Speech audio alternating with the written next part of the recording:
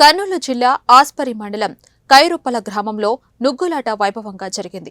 ఉగాది పండుగ మరుసటి రోజు జరిగే ఈ నుగ్గులాటను తిలకించేందుకు ఈ పిడకల సమరాన్ని చూసేందుకు కర్ణాటక, మహారాష్ట్ర నుంచి జనం భారీగా తరలివచ్చారు.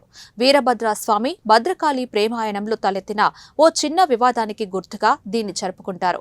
పిడకల సమరం సందర్భంగా ఆలయంలో ఉదయం ప్రత్యేక పూజలు నిర్వహించారు. వేడుకలో పాల్గొనడానికి సమీప గ్రామాలైన పుప్పాలదొడ్డి, చెన్నంపల్లి, వెంగళయ్య దొడ్డి, కారుమంచి, కలపరి, వలగొండ, పుడకలమర్రి, యాటకల్లు గ్రామాల ప్రజలు వారు 2 వర్గాలుగా విడిపోయి అప్పటికే గ్రామంలో సిద్ధంగా ఉంచిన పిడకలను 2 వర్గాల వారు ఒకరిపై ఒకరు విసురుకున్నారు.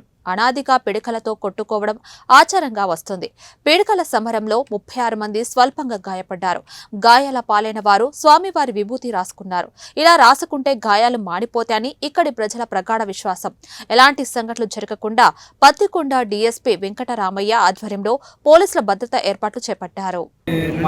పెళ్లి చేసుకోకుండా నేను ఏమో జరిగింది వలన గతంలో కాళీమాత వాళ్ళ పుట్టింటి వాళ్ళతో మేము పేడ వేపిస్తానని ఉంటుంది.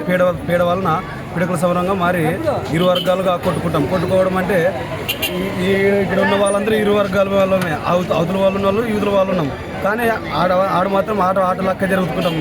మన తన లేదు, కొట్టుకున్న తర్వాత గుడికి వేసిన తర్వాత అంగడి తీసుకొని అన్నదమ్ములకు కలిసిపోతాం.